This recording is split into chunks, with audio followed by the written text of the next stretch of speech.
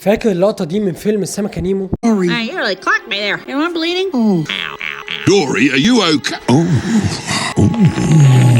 That's good. تخيل نقطة دم صغيرة جدا من جرح انت مش حاسس بيه تبقى زي نداء رسم لسمكة القرش الفك المفترس. بس كلام في سرك بيقولوا ان القرش يقدر يشم نقطة دم صغيرة من على بعد كيلومتر. هو ده بجد؟ خليني اقول لك المفاجأة ان القرش ما بيشمش زي البشر تقريبا، هو بيحلل المواد الكيميائية اللي موجودة في المية. يعني بدل ما بيشم ريحة هو بيشوف تركيز المادة اللي موجودة في المية. في باحثين عملوا تجربة ذكية جدا على مجموعة من القروش، ضخوا لهم كميات مختلفة من الدم في المية، مرة نقطة دم صغيرة ومرة خط مستقيم من الدم ومرة كميات اكبر شوية، وبدأوا يراقبوا ويشوفوا القرش هيستجيب من مسافة قد ايه. والنتيجة كانت مفاجأة، طلع ان القرش ما بيتحركش في المية لمجرد وجود نقطة دم عشوائية، لان نقطة الدم الصغيرة جدا بتتشتت وما بتوصلش بشكل واضح. لكن لما بيكون في تركيز من الدم، يعني الدم سايح على وش المية وفي تدفق على طول، وقتها القرش بيستجيب. طب بيستجيب من مسافة قد ايه؟ العلماء سجلوها من مسافة 50 و100 متر تقريبا، وده بيبقى على حسب نوع القرش واتجاه التيار ونقاء المية وتركيز المادة فيها. يعني ايه الكلام ده؟ يعني القرش شمه قوي جدا بس مش لدرجة انه يشم نقطة دم من على بعد كيلو متر. تاني، الفكرة مش في كمية الدم، الفكرة في تركيزه. يعني لو نقطة دم في اتجاه مخالف للتيار مش توصل للقرش حتى لو جنبه. سرعة انتشار الدم في المية بطيئة جدا، وعقبال ما بيوصل له بيبقى اتخفف وانتشر. طب ليه الناس افتكروا ان هو يقدر يشم بالقوة الرهيبة دي؟ لان القرش مفترس ومرعب، والناس بطبعها بتحب الاساطير ومشاهد الدم اللي بتبقى موجودة على سطح المية على طول في الافلام ومن وراها قرش جاي يدور على الفريسة. لكن العلم بيقول ان اللي بيجذب القرش فعلا هو الدم بتركيز عالي وحركة السمكة المصابة والاشارات الكهربائية عند الكائن الجريح. نسيت اقول لك، القرش عنده مستشعر بيقدر يشوف فيه او يحس بالاشارات الكهربائيه